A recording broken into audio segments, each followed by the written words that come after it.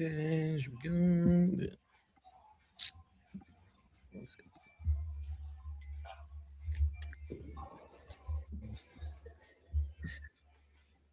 We are back with another episode of The Closing Table with Lead House 365. I'm Drew, and this is Craig. Say what up, Craig. What's up?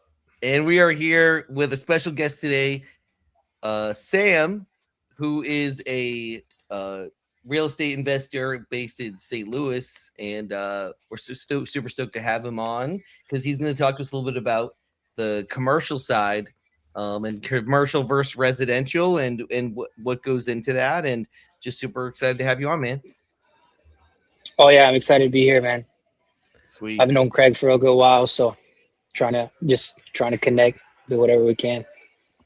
Hell yeah, man. So tell us a little bit about yourself, brother. How'd you get involved in real estate? Oh, man, that's a crazy story in its own. Yeah, so if I go back a few years, back in like 2019, around that time, I was finishing college. Well, I finished college and I ended up getting a job. I was working as an electrical engineer for a little bit, 3 months, tried to start a business out in California, like a whole restaurant setup in Santa Barbara. That failed miserably within like 4 months of trying to get it going. And then I was just sitting around trying to figure out how to get into, some sort of business. And I come across this like real estate ad on Instagram or whatever. And I end up going to this seminar, and it was like a free seminar at first. And it was kind of like, a magnet to get you in there. And then they, upcharge you and whatnot. So I ended up going, bro. And mind you, at this time, I didn't know anything about like real estate, didn't know a lick. I didn't even know what a mortgage was. And I go to the seminar and I started, just dive in. It was like 3 days of like 8 hours a day. And I just do this whole thing. And then like on the third day, they're like, okay, this is the upsell part, right? Where they're like, hey, we have this, course set up where people will come back out in a few weeks and they'll teach you and help you get a deal done. I was like, whatever, let's do it. And I'm like, what do I got to do? And it's like, well, you sign up and like KP, And I'm like, dude, I got maybe like $1,000 in my bank account. And it's crazy because they had like this credit card person there. And I was like, whatever, I'll sign up for some credit cards. So I ended up getting like 5 credit cards, putting it all on those credit cards. And I end up jumping in. And what's the crazy part here is like those few weeks later, so they give you like this whole course thing. And it was like, yeah, study this while, in the meantime. And then when we come out, you'll have a better understanding of what's got to be done. So I was like, whatever, I jump on and I'm doing all this online, like, these videos, these courses and stuff. And mind you, these are like courses from like the 1990s type of thing, bro. Like dated. Early 2000s. And, super dated, bro. Like people are talking about like, yeah, go put up bandit signs, stuff like that. And which I did that too, bro. And, a couple weeks passed. I'm like, hold on, we're supposed to like, this was in like September, October of 2019. And by like, they were supposed to come back out at the end of October, to be like, hey, we're going to show you how to walk a house, how to get rehab costs, how to put a deal under contract, everything like that. Bro, these people never showed up. Right. And I got lucky because one guy that I did meet there, I just kind of stayed in touch with him. And he tells me like, it's like December time. No, actually, it was like the end of November. And I'm like, damn, I just lost fucking 20K, like, well, granted, it was on credit card, so I didn't lose it myself, but whatever. And he's like, bro, there's like a whole FTC like scheme thing like that, that they're doing against those people that came out. And he's like, if you go apply, if you fill out your info and apply, they might give you some of that money back. Man, I was like, man, I don't even know if I'll get it back, whatever. And I just apply and I ended up getting like 5K back. And it was like a 6-month, 12-month timeline type of thing. Yeah. But in the meantime, bro, I was like, well, I'm like, I got all this credit card debt now from this real estate situation, this seminar, which ended up being like a scheme. But honestly, I'm like still super grateful for like that whole experience. Just going there and just really open up my world and my mind to like something that I never even knew about. Right. And I just jumped in, bro. I ended up opening up like a LLC in like the end of December of 2019. I was like, I'm gonna figure this out one way or another. So I just started like studying like YouTube, Brent Daniels, what's his name, Gary Norton, those guys. And then there's a local guy in St. Louis. His name's David Dodge. Shout out to him too. He's super cool dude. I just started learning from his free stuff, bro. They were like, here's the free stuff. And I was like, man, I just paid like 20 grand for all of this. And it was like all free, you know? So it was crazy. And I ended up jumping in, bro. And then I ended up getting my first deal like 6-7 months down the line, which was a crazy time too, because I ended up going from that, you know, at the end of 2019. And then like, you know, I'm over here cold calling. I was putting up bandit signs, mailing. I would send out like $2,000 of mail, right? And it was like 12 vacant houses. So all that shit bounced back. And it was crazy. It was crazy. And then it ended up like, you know, COVID starts to happen, right? Like in February. So like 3-4 months down the line, COVID happens. And everybody's like in the real estate space. Like I was following some of these guys. There's a big guy out of Florida. I forgot his name. He's kind of doing other stuff. I think his name is Rafael Vargas. I don't know if you guys know about him or whatever. But at the time, he was like super crazy into wholesaling, like doing it like in different multiple markets or whatever. So I was watching his stuff too. And he's like, oh, yeah, I'm switching out of real estate. You know, COVID's happening. I'm getting into like some Forex or some shit like that. And I was just like, dude, I don't even know what's going to happen, right? Like, I was like, man, this is done. You know, like everything I was just like going for, I was like, man, this is already like, you know, it's going to be super difficult because I've seen all these big names and they're like, oh, yeah, this isn't going to work with COVID. You know, you can't even go to house. And at that time, I was like, man, do I keep doing this or do I switch into something else? And granted, I still had like all that credit card debt. I still had bills, whatever. I wasn't making any money because I went full time into it right off the bat, which I don't recommend for people to do. You know, like nowadays I don't do that. And ended up just doubling down. I was like, man, I'm gonna just keep cold calling. I'm gonna just keep doing what I got to do. And you know, in January, I talked to a seller that was like not too far from where I lived at the time, and you know, he's like, I'm not ready now. He lived out in Colorado. He's like, I'm not ready now. Like my brother just passed away or something like that. And he's like, the house was vacant. And he's like, I'll be ready in a few months, dude. And I didn't even know about like follow-up process, nothing like that.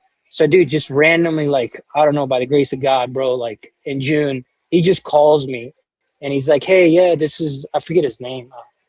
I forget his name, whatever, not a big deal. He's like, yeah, this is me. And he's like, I want to sell my house. Are you still looking to buy it? And I'm just like, wait, hold on. I was like, yeah, for sure. Didn't even know how to send a contract, nothing. Just put it all together right away. End up in like 2 weeks making like a $20K fee. And I was like, man, this is insane. And after that, just kept going at it, you know, ever since then, like July of 2020 to now, really, I've at least closed at least one deal a month. You know, that's kind of always been my thing. So that's kind of the story of how I got into it, and a little different, but you know, it happens. Hell yeah, that's crazy, man. Getting scammed by the mastermind people that's nuts, and I'm glad it didn't deter you from continuing the journey. It's like that's awesome, and it goes to show that how much knowledge can be on the YouTube Academy. That you may, before you pay anyone for that knowledge, make sure it's not on YouTube, because a lot of things you can learn how to do by yourself. Think about how many years these video platforms have been out and how many people have been just giving value that if you're willing to sit down and just like really like hit the books, like you may be able to find everything you need. Yeah, for sure. I agree, man. And like, you know, I was just like a young, stubborn guy out of like school, you know, just trying to jump into business, whatever. I was like, let me see what I can figure out, you know, because I just didn't want to work a 9 to 5, like right off the bat. I was like maybe 21 at the time. And, you know, at that age, I feel like you know so much, but you literally don't know anything. Yeah. You know what I'm saying? And yeah, I was just, I mean, like, I always like to put myself in these situations, like, not specifically like that, but where it's like when I get comfortable at something, right? I like to put myself in a situation where like I kind of have to force my brain or my mind to think like differently, or into like, okay, how do I get out of this, or how do I figure this part out, right? Compared to just like, I don't know, I'm not too big on like just being comfortable in the same scenario or getting complacent. So that's kind of what I've done over the years too. Like, just like we were talking about a little bit, you know, you mentioned the commercial real estate side of things. Like, always seen that, and I was like, man, I wonder how people do that, right? You know, and like this and that. So I was like, whatever, let me just start marketing a couple of these people, right? And at the time we were just strictly doing single family, and I always thought it was like, man, I need money. I need like 500K saved up at least to get it to commercial. Those are just kind of limiting beliefs, right? Mm-hmm. And we just started marketing, bro. I ended up getting a 6 unit, deal under contract with the seller that, he had a stroke, and he's like, man, I just want to retire. It was beat down. I'm not even gonna lie. It was like super bad condition and whatnot. But this was about 3 hours or 2 hours away from me in Columbia, Missouri. 6 unit deal. I ended up making 50K like first rip, like on a commercial deal. And I was like, man, that's crazy, you know? That's So crazy. I think those limiting beliefs, bro, we just put up on ourselves, right? Yeah. Yep. Yeah, definitely. I think too, it's like we've noticed as well as because making that transition from just single family and then moving into commercial goes so far. It's literally any type of property that's not being lived in is considered commercial, right? So we've noticed that as well, that it's like, hey, in the deals, the sellers are more serious. They're less likely to go behind your back. The spread on the deals are 3, 4, 5 times as much a single family. And there's not title issues as much. And it just seems like that person, it's kind of like doing business to business, right? B2B, because that person is or was an investor at one time. So they have a higher ethics than a normal seller that may be going through some crazy shit where, they're just looking for money and that's it. You know what I mean? Yeah, and kind of talking about that, where you said it's like another investor, business to business, which it really is. You're talking to somebody who understands real estate investing. And like you could do it a little bit in single family when you come across somebody who owns like a portfolio or something like that, or like a group of rental properties. But like in the commercial real estate space, it's like you're talking to people who understand numbers. It's like I'm asking somebody, it's like, hey, what's the NOI? What's your rents? Whatever, and we agree at an asking price and whatnot. And then it's like you ask them, it's like, well, hey, look, you do your due diligence period, and then it comes down to it, and it's like, well, it looks like the numbers aren't really where the numbers, that you mentioned after our due diligence. We need to be 50K lower based off of this because the cap rate's at 4% and we need it at 8% or whatever, just as an example. Those people are much more understanding when you ask for that price reduction based on those numbers compared to somebody that's like on a single family and you're like, hey, I need 10K off or 50K off, whatever, because, we got to change the whole roof, the furnace and whatnot, It's like a whole different ball game when you talk to these people. Seems like it's like less emotion tied to it as well. With the single family people, it's like this is the house they raised their kids in potentially, or the house they were raised in. So there's like an emotional of not really wanting to let it go, where it's like they may have to, right? But they may not want to. And with the commercial side, it's usually like they want to and or have to. Like it's usually both for the most part. And then it also seems like with the commercial side, there's less competition for people to come. Like if you get that lead, chances are not going to be in 10 other wholesalers CRM, or you may have less competition with the timeline of, we have so many times we talk to guys who they get it under contract, and then they start talking to 3 other people and get it under contract 3 other people, and they pull out, where it's like that's less likely to happen, it seems like, with the commercial side as well. Yeah, I think in the commercial side, that's definitely a thing, where you don't get a lot of people that are like, wholesalers, marketing to them. So they're not getting in front of these people. But one thing I do notice is like, sometimes there's like a little pushback between, all right, if you're coming off as like, hey, I'm just this real estate investor, compared to like, whenever there's like a motivated seller in the commercial space, so, they're considering, commercial real estate brokers, right? Some sort of agents and stuff. They're like, well, they've been in this business for these, whatever, 10, 5, 50 years, who knows? So they've built these connections with certain agents, brokers in the commercial real estate space and whatnot.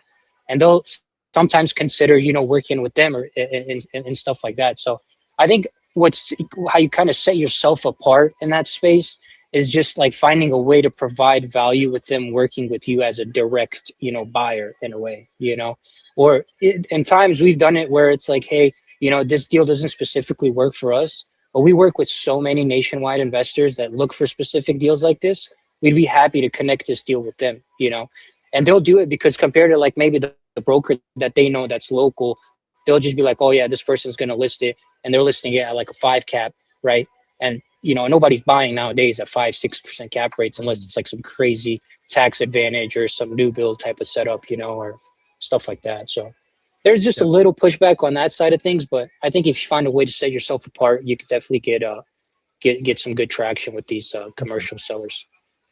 Yeah, we find that we've been doing some lead gen just through our own testing for commercial, and we find that like there's just more there's may seem like there's far and few between, but when we go like nationwide and we start looking advertising for commercial properties, there's much less marketing competition as far as like the advertising space. If we're try to get single family homeowners to submit a lead versus a commercial person, the cost is about the same, right? But you got to imagine how many whole like single family people in distress trying to sell their home are retail people versus commercial. The volume you'd think would not be the same, but it is about the same because there's so less competition. So your cost to advertise to those people is cheaper because it's all based off supply and demand. How many advertisers are targeting commercial real estate people? Not as many. So you get there's way more supply than demand to market to them. So we find that it's almost like you can get the same results. However, the commercial side, you're dealing with less competition as far as the other people going after those properties. And then like you said, you're dealing with someone who's maybe a little bit more professional, less emotional, and the spreads can be a lot higher. So it can be a great advantage to you. And I think just like you talked about in the beginning, a lot of people who are doing the residential side just have probably self-limiting beliefs that they can't get into commercial because they don't understand what the differences are, or they just believe that like, oh, there's not going to be as many opportunities. Yeah, 100%, bro. Like I was mentioning earlier, those limiting beliefs can be crazy because like, just that first commercial deal we did, I mean, it was a 6 unit, so it was like, it's a small commercial deal, it's anything over whatever 5 units is considered commercial. But I think, at that time I was like, man, I don't even know how to talk to these people about this stuff. And, what if you ask me a particular question or something along those lines? Have you ever done a commercial deal or whatever? Well, bro, it was just a regular seller that was motivated in a situation. He had a health problem. He had real estate, whatnot. Met him in person and we were just, chopping it up, talking back and forth about the situation he was in, the property, right? And how much, basically you're just understanding rents, and which most people, even as a wholesaler, you should be educated on like, hey, what's a property can rent for per unit, per single family, whatever, bedrooms, blah, blah, blah. And, just going through that process. And he was like, hey, I'm looking for 300K. And I'm like, bro, based off these rents and this condition, this property is probably worth, 500K. And it needs like a good 150 in rehab, which is, for a 6 unit, it needed a full rehab. And I was like, I got to be at 230. And he's like, oh, I got this guy giving me 250, blah, blah, blah. Well, I'm like, why don't you go talk to him and see how fast he could close and whatnot. And he calls me back. Literally, I'm driving back from Columbia, Missouri. And he's like, hey, I'll take that 230, send over the agreement. I was like, I'll be back at my office here shortly. I sent it to him and literally within the same day, shout out to David Dodge again, because he hooked me up with a guy that he knew out in Columbia, Missouri. He's like, yeah, this guy owns a waterproofing company And he's like, shoot him a message. He's been looking for, apartment buildings in that area. Literally that same day I hit him up. He's like, I'll drive by, drives by. And he takes it at, I think he took it at 280. Yeah, it was at 280. Nice. And it was just crazy, bro. Like that just kind of like switched my whole mindset going from like, hey, making 10 to 20K. Like you said, those spreads could be crazy, like between single family to commercial. And it was much quicker, much smoother, just conversation and the whole process, right? Compared to like with single family, bro. Like I was just telling you guys before we jumped on this call, we just did one yesterday. I mean, we still do single family, not just commercial, but we just did one. Man, yeah, title issues, water pipes burst literally like 2 days before closing, just a whole bunch of stuff. Sellers are going through divorce. You got all these different case scenarios, and you're almost like a freaking what's it called, like a therapist in a way. Oh, yeah. We talk about that all the time. It's like a lot of times in this business, especially if you're doing residential, you're a therapist first and a real estate investor second for these people. Yeah, man. And I mean, I don't mind it, bro. I like, that's kind of one thing I learned over the years is I I really just enjoy helping people too, you know. So that's kind of why we still stick to the residential side of things, just because I like those situations and kind of you're almost like problem solving all the time. Mhm. But yeah, in the commercial space, bro, it's just completely different. And if you just kind of cut yourself off from those limiting beliefs and be like, hey, I'm gonna just do this and kind of figure it out step by step, you definitely have some crazy momentum you can build and Yeah. kind of Yeah. leverage there. Yeah. Yeah, no doubt. I feel like you have to hold it, you personally as like the intermediary in a wholesale residential wholesale deal. You have to like play so many parts, right? Like Yeah. holding the deal together on the seller side, on your side, on the buyer side, and then who knows, the lender side, the titles. Like you're just like literally stretched so thin. My experience on commercial is it's just a lot cleaner. It's just a lot cleaner. But it is there, you know, you have to understand like the deals take longer to close too, you know, Yeah. the funding, the trying to do a dispo, you know, they tend to take like, you know, 2 to 3 times longer, depending on what type the property is. But yeah, man, that's awesome. So tell us about the craziest deal you ever did. Yeah, bro. So we could jump into that too. This was a 48 unit. So it was at first it was a 52 unit and then it ended up being a 48 unit. So the story behind that was so we get this seller, he was out in Kansas City, Missouri, and he has like these two apartment buildings, right? And he's like in a partnership goes sour and they just want to get out of it, right? Mm-hmm. And at first we try to purchase both of them, but he's like, no, we couldn't agree on a price, blah blah blah. And he's like, how about I just sell you this 52 unit? And I was like, okay, great. You know, what price do you got to be at? And then we talk a little bit about the numbers, figure it out, and then we agree on, man, I can't even remember the numbers to tell you the truth. It was like 4.7 million or something like that. And this was like 3 years ago. And we ended up getting it under contract, whatnot. And I had a buyer specifically for that. And you know, just to find buyers, like I was mentioning earlier, bro, it's like I just tap into my network. You know, like I connect with mentors that have coached me, just these people that have been in the game for so long, and like maybe they don't buy themselves, but they know so many people that they're like that they're willing to connect me with them. You know, they're like, oh yeah, I know this guy, he buys in that area. You know, here's his number, blah blah blah. Just kind of do that, find this dude's information, and I hit him up. He goes out same day, basically. Drives by the property and he's like, yeah, I'm interested. Can you send me the financials, all of that? And that's another thing, like in commercial real estate space, is like you want to understand what like a T12 is, a profit and loss statement, how to read these, you know.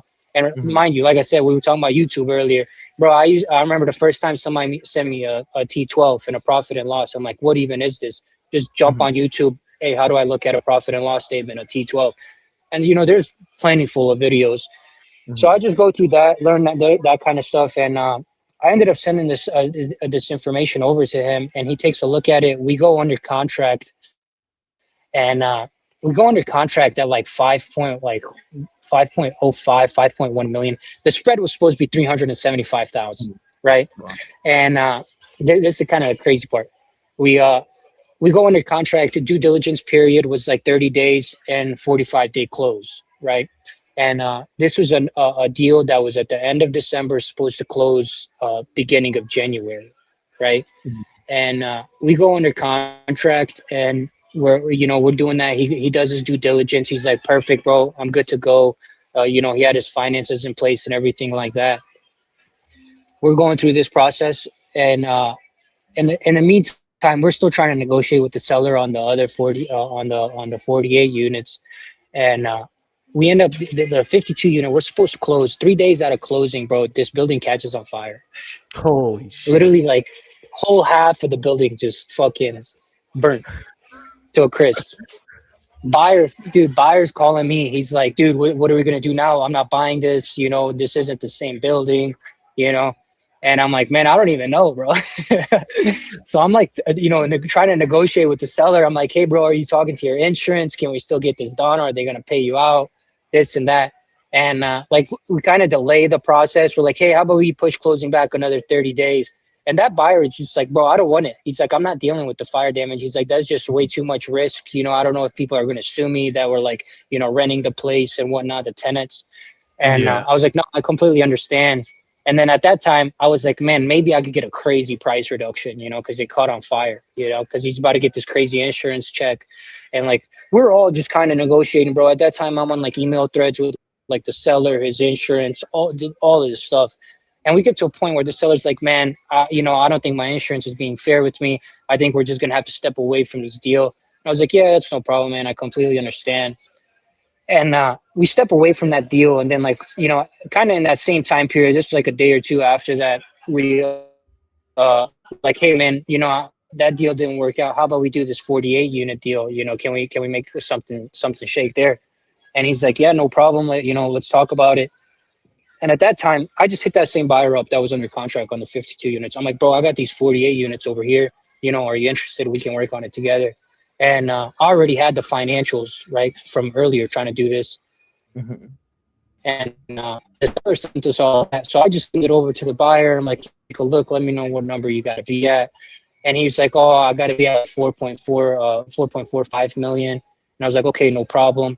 And I go back to the seller, and I the seller down to like, it was like 4.175 or something like that. And ends up being like 175K spread, right? And that deal went smooth, man. I was like, hey, we're under contract. The buyer already had his financing ready for the 52 units. So he just had to change up some paperwork. So he's like, yeah, bro, I can close this within 20 days, no problem. Damn. And that was probably the craziest deal I've done. It was 175K fee. Definitely changed my entire life after that kind of experience, you know, and just like dealing with certain people and making that kind of money in like one lump sum and within 20 days. But it was just like at the same time, bro, like just not giving up. Like, man, I remember whenever that building caught on fire, bro, I just started laughing. I swear to God, I was like, this is crazy. Like, you know, and like just the other day, like I'm talking to my acquisition manager, bro, and he's like working the deal with these water pipes burst, and he's like all pissed off, and he's like, man, I worked hard on this. I'm like, bro, there's so many things in real estate that you don't have control over. It's like, if you can't laugh at yourself and just like find a way to be like solution orientated, you know, then you just really cut yourself short, you know, on what you can achieve and the thing and the kind of deals you put together. So yeah, that was a crazy experience. Did you guys get a price reduction on the deal you closed yesterday with the water leak? Dude, it was hella funny, bro. This seller, he's like, bro, like I said, they're going through like a divorce, bro. This seller, he's like smoking pot, like drinking at the crib, you know, trying to fix these water pipes. Yeah.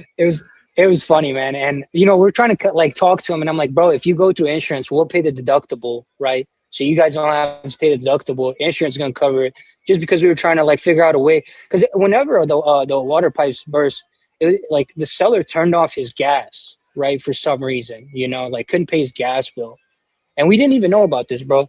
And I was like, dude, if you just told me that, I would have paid the freaking gas bill. And he turned off the gas, and then it got down to like 10 degrees one night in St. Louis, and like the next day there's just like crazy water leaking. Like we had a sewer guy go out to check the sewer, opens the door, bro, like it's like a freaking waterfall in the basement. And yeah, it was crazy. So I was like, bro, you know, like what if we go through insurance? You know, we'll help you guys throughout this process, because there's like so many things you can't see with the naked eye, you know, like somebody who doesn't even know, like, you know, how to put a pipe together, whatever. And they didn't want to do that, man. And for some reason, he was like, oh, this is going to take so much longer, water, blah, blah, blah. And I'm like, dude, if we literally just did the insurance process, we could have had this done within like a week, you know? Yeah. And he's like, no, I'm going to fix it myself. My brother's a plumber, blah, blah, blah. I was like, all right, man, you do it, whatever, you know? And they didn't want to do like, we didn't go for a price reduction just because they like really, like the house was in poor condition. And like our numbers were already like pretty tight at the end of the day, where, you know, we were still making like 20K, and we just kind of kept the buyer on board. We were like, hey, you know, the seller's going to work this out. He's going to fix it back to how it was supposed to be and whatnot.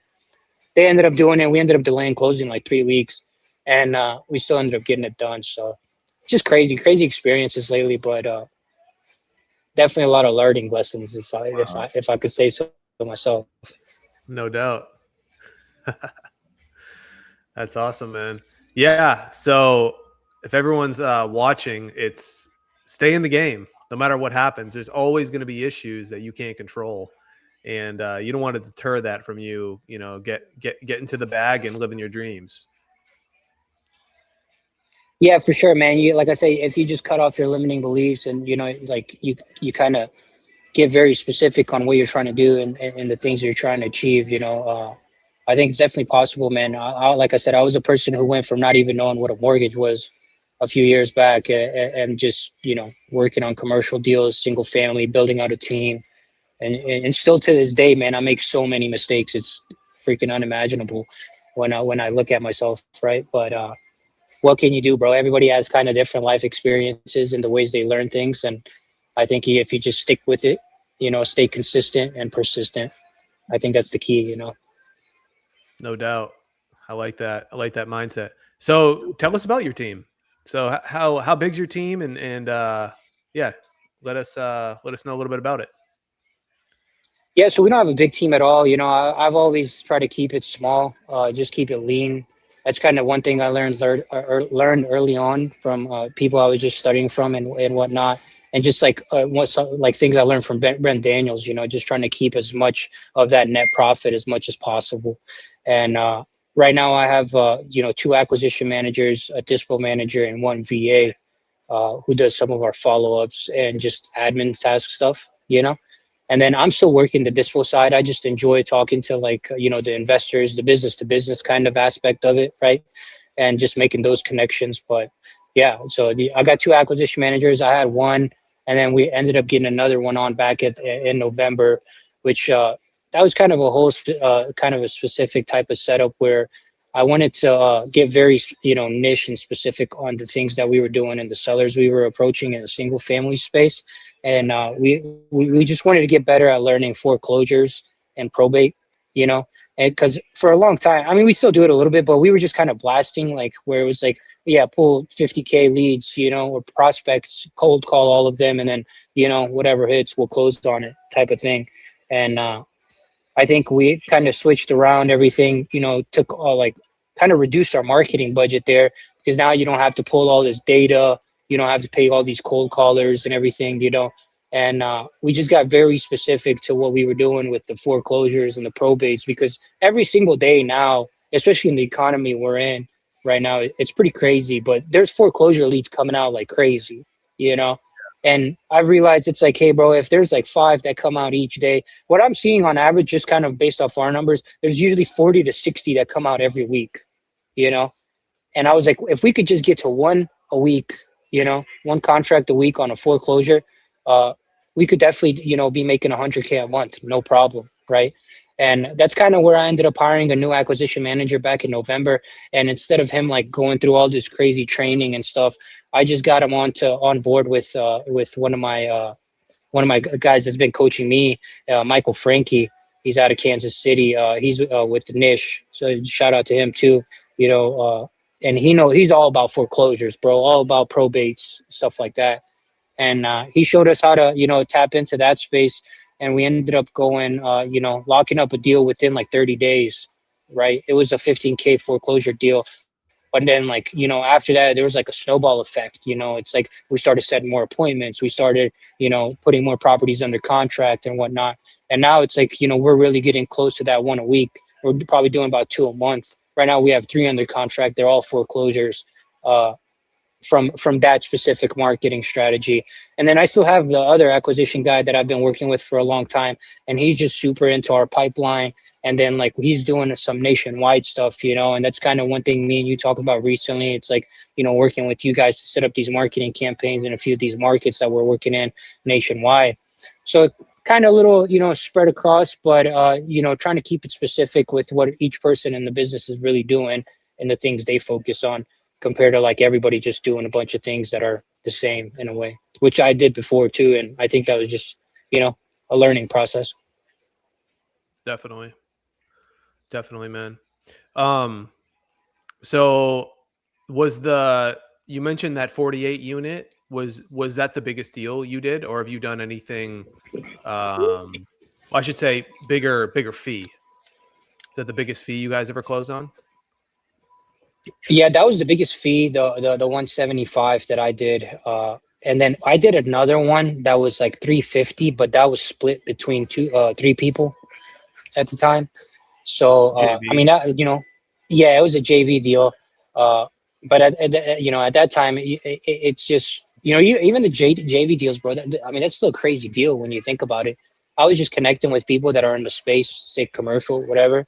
And Yeah. then there's these people that bring up units and different commercial properties, and like even the deal me and you are doing, for example, like I'm sure I told you at one point, I was like, yeah, bro, I'm doing some commercial stuff and you got this deal in St. Louis. And I was like, oh, hell yeah, let's work on it.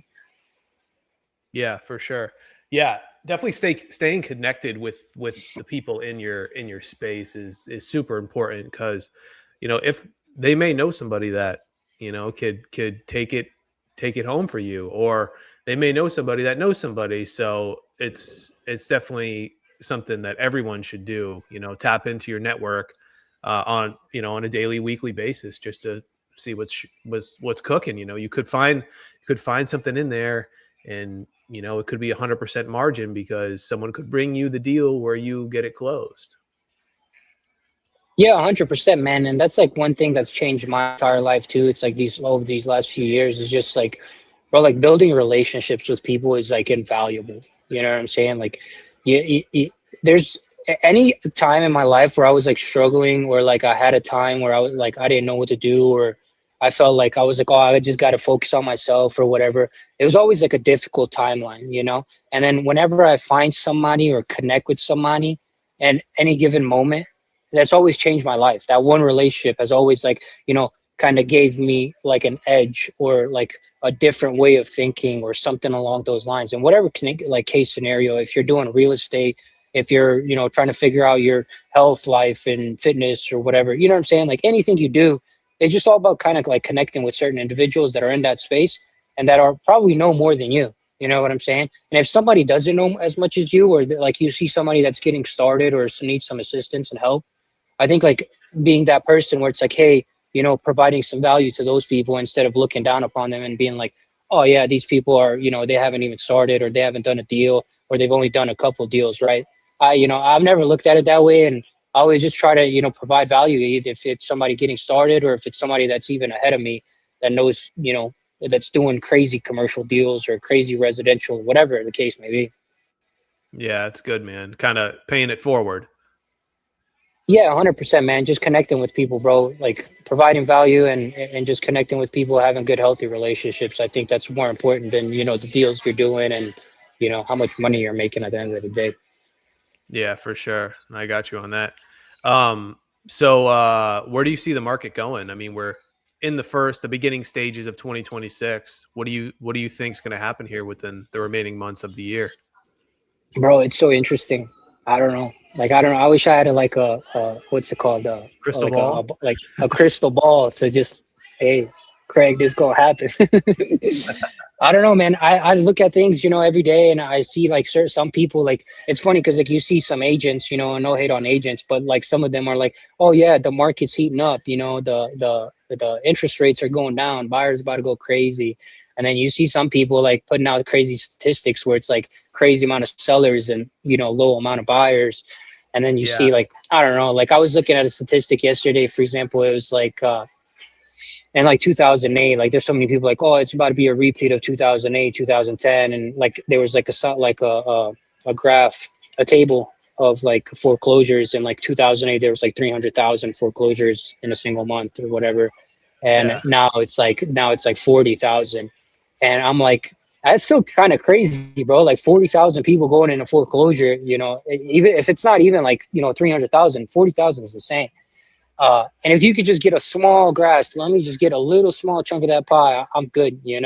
But it's definitely interesting. I think the market's kind of in a weird situation as the rest of the world is, bro. You got like AI, you got like, I don't even know, bro. Like you got these interest rates, you got, trillions of debt, in the US, the Fed and whatnot. So one thing I did look into was like the Trump appointed a new Fed chair. So maybe there might be some changes there. Who knows? But I just try to stay focused on what we're doing. At the end of the day, that's one thing one reason I got into the real estate space whenever I stuck with it in the beginning, because I didn't know like if this was going to work or not.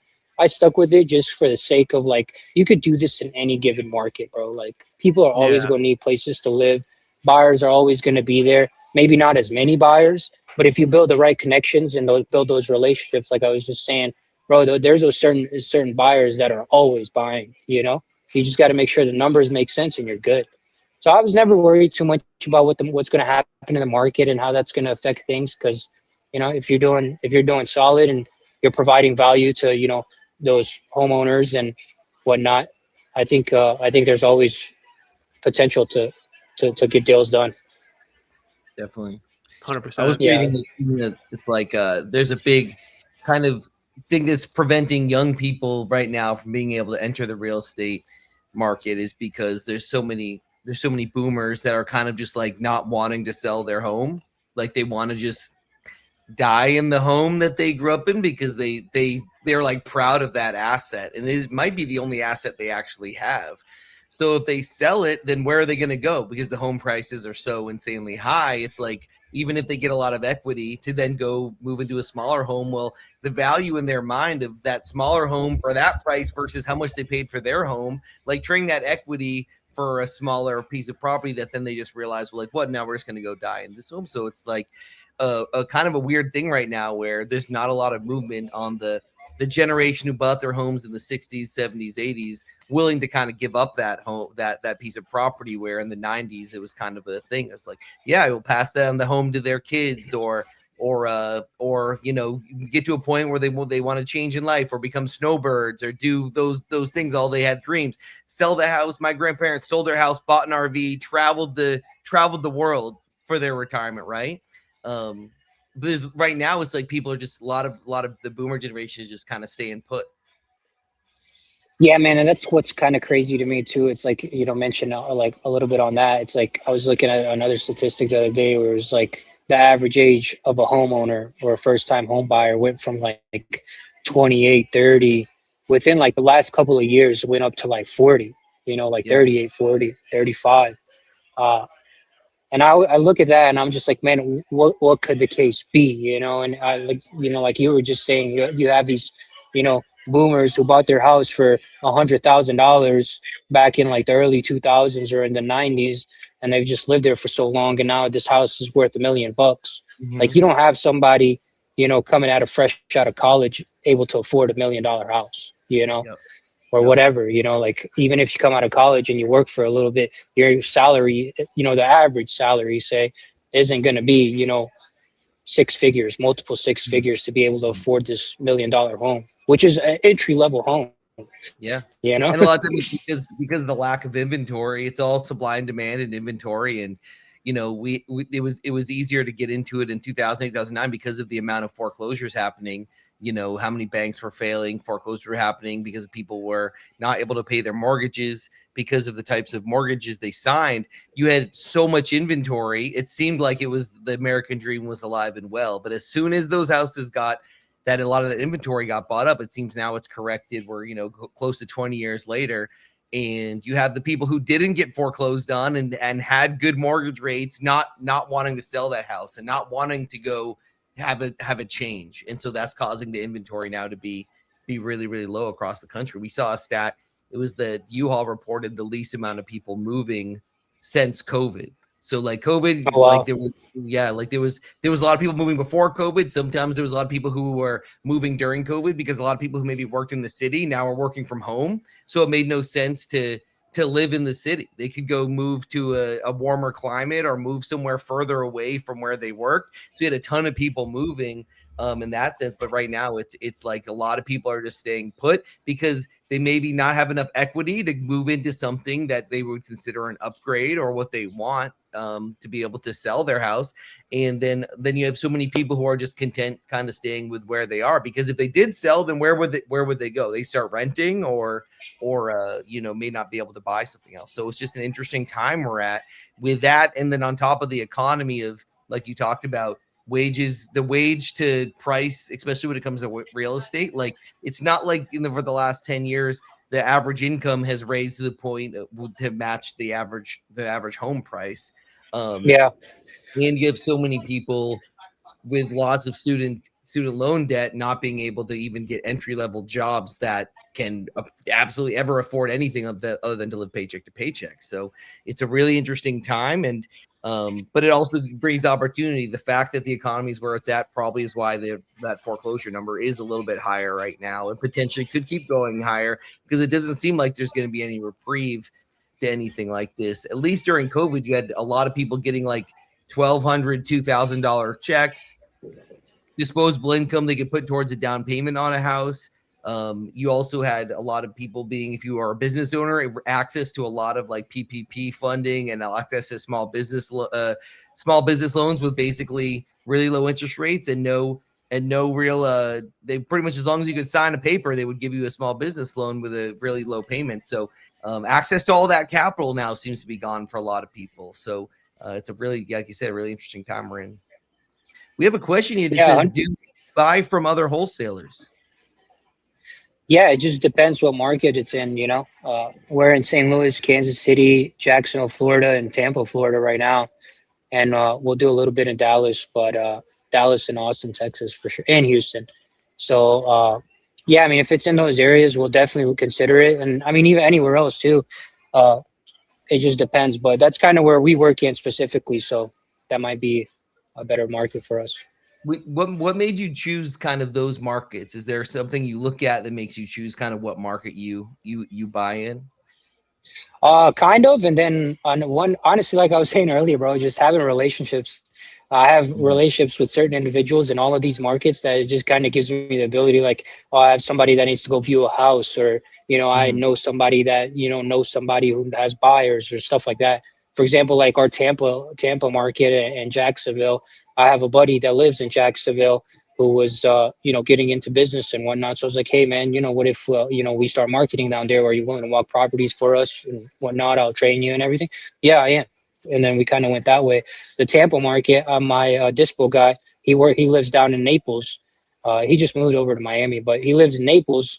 And, you know, he was doing deals down in Tampa. And I was like, well, we'll just start marketing in Tampa too, since you already have the buyers there. So we just kind of started working like that. And then the Texas as well, it was just really relationships. And then obviously it's like, I try to find those markets that, you know, have a lot of traction, right? You know, I always looked at it. It's like some people will be like, oh, it's too, you know, competitive, or it's too populated, and they'll kind of stay away from it. But I just kind of stick to it, like jump into that, because that's where, you know, there's motion. Got so it. yeah.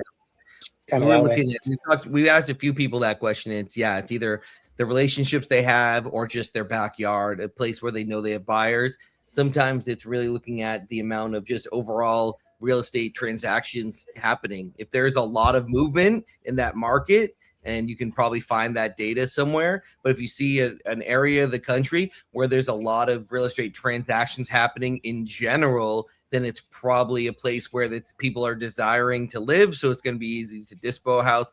And there's probably a lot of selling activity going on too. So that's another way I know people look at what market they want to operate in. Yeah, 100%. I mean, we'll look at some like that and whatnot, but we've tried a lot of different markets, and it just, like, you know, just going back to the relationship, it's just so much easier when you have certain relationships already there. Not saying like, hey, you know, I mean, like we got a deal recently. It was over in Idaho, you know what I'm saying? And that's just like a random area that we haven't really worked in much. But it's not that hard to reach out to certain agents or certain people or connect with people to find somebody. But it's just kind of where we, you know, where we built up our marketing and whatnot over the years. So just kind of stick to that. Try not doing too many different markets either. At one point we were trying to do nationwide, and I think it just gets very sporadic. You know, you're like, oh, I'm talking to this person here, and then you're talking to this person over there, and you can't really build, like, for us at least. I know some people doing nationwide and they're doing crazy numbers, but just for us at least, we just try to kind of keep it specific and focused. No doubt. Yeah, me and Drew have been doing it nationwide now, residential and commercial, for probably, you know, internal, just for close to a year. And we've noticed that, like, you're right. Like if you're not filtering out certain parameters, then you're going to end up with a bunch of shit that nobody can do anything with. Like anybody, you'll end up with a house that's in a population of 10 people in the entire town in the middle of North Dakota or something. So we've realized that we've trimmed down like when we're going nationwide, we trim it down. We make them answer a ton of questions to even get to us. That way we know we're not wasting our time. And this lead is like going to have a higher chance of closing and funding than some of the ones that we're trying to, kick out.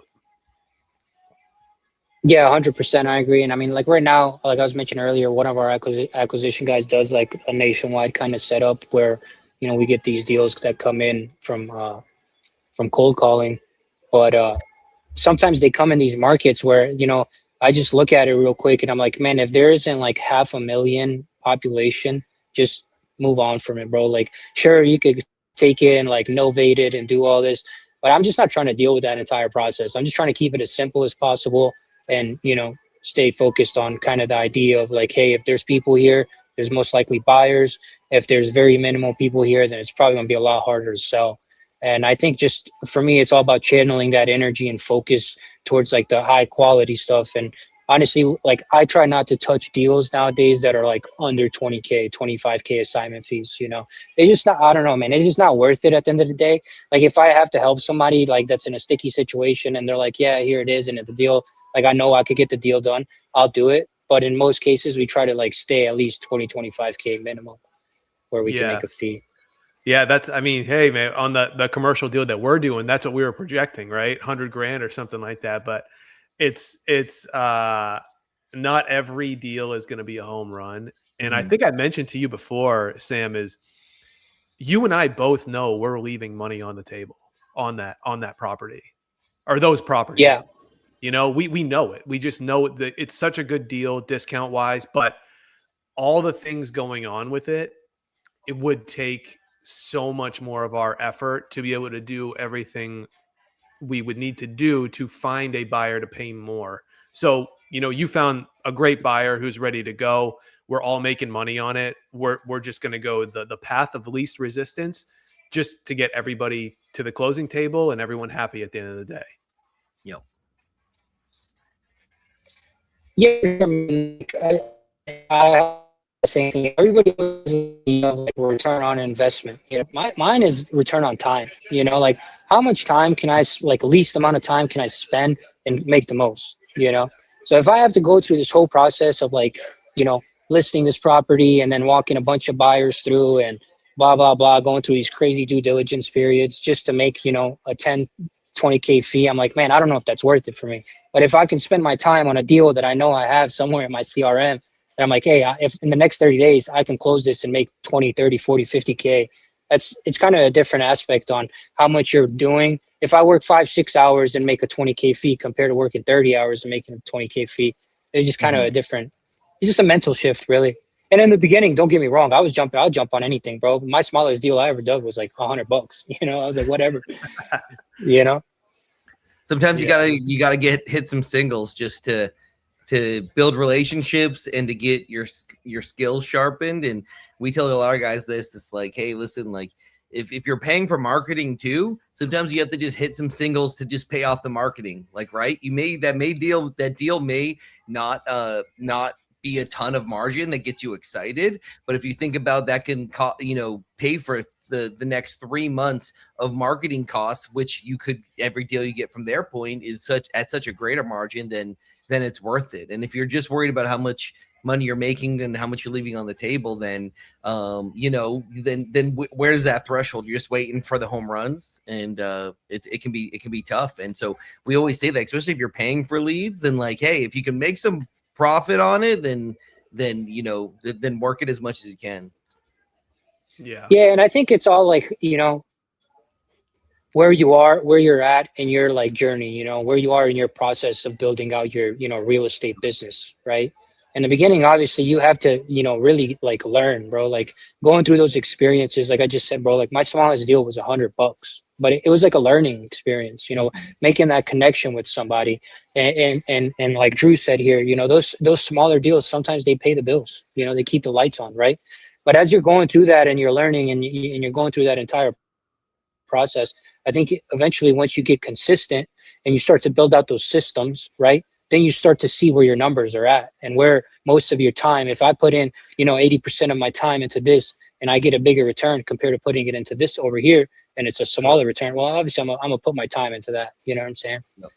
So that's just kind of how I look at things now. So yeah, I don't blame you. It just If you were to spend the same amount of time to close a $50,000 deal, and you're spending the same amount of time to close $100 deal, it's like, you know, night and day. Like, hey, I can't be spending the same amount of my energy to bring one deal to the table that's going to be, you know, that's worth it, and one that's not worth it at all. So I feel you on that, man. It's yeah, that common balance, but also, like you said, man, it's where you're at. It's where you're at. If you just started, you should be trying to scrape together everything. You know, if you're seasoned in the game, you know, you need to pick and choose which ones are more valuable to you, time wise and money wise. yeah, for sure, man. And that's the one thing, like I was saying, it's like when you're getting started, bro, like you shouldn't look at it as like, oh, how much money am I going to make on this deal? It's like, what am I going to learn from this? You know what I'm saying? So it's like, if I do this specific deal that I've never done, or I've never dealt with somebody that's going through divorce, but I'm not making a crazy fee, well, I'm gonna just do it so I can learn how this process works, you know? But then as you get better at it, then you can work deals. It's like, well, I want to make 10K because I know how much time it's going to take for me to do this, you know, or the effort or whatever the case may be. But as you're learning and you're going through those experiences, like I said, once you start building out and you get to a point where, you know, you're trying to put together a team, bro, doing $1,000 deal or $100 deal is not worth it when you have a team. You know, at the end of the day, it's just, what am I going to pay my acquisition manager? $50? You know what I'm saying? So it's like, that's not going to put food on his table, you know? Sure. So it just certain things in, like, you know, in your journey that you go through and the experiences. But yeah, honestly, every deal I've done, bro, even the small ones, the big ones, whatever, it is just all learning experiences. No doubt. No doubt. Yeah. Yeah, I think we're pretty much wrapping up here. Drew, Sam, you got anything you want to leave? We had a small audience on today. Anything you want to leave off on? Any tips? Any advice? Damn, I didn't realize we went 56 minutes that quick. Crazy, right? Yeah, man, that was awesome, bro. And I mean, I don't know. At the end of the day, like I said, bro, you just got to stay consistent. You got to stay focused. It's like, don't jump all over the place. Figure something. If somebody's working with you guys at Lead House, which, you know, you guys are awesome, bro. We had great experiences with you guys before too, and I think just stick with it, bro. Like, if you stay focused on that one specific strategy and you learn your sales skills and communication, you know, build relationships. If you're working with a seller, don't look at a seller as like a seller. Look at him as a person I'm trying to build a relationship with. You know, that's something I learned from my buddy David Dodge. He's like, try to build friends with these people, you know, a friendship.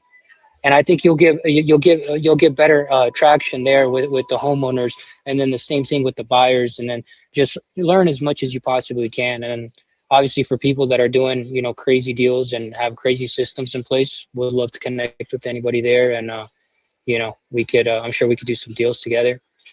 So yeah, I mean, other than that, yeah, just stay focused and consistent, bro. That's it. Hell yeah, it's awesome, man. Where can people find you at on your social? Do you have are you up on social media and everything?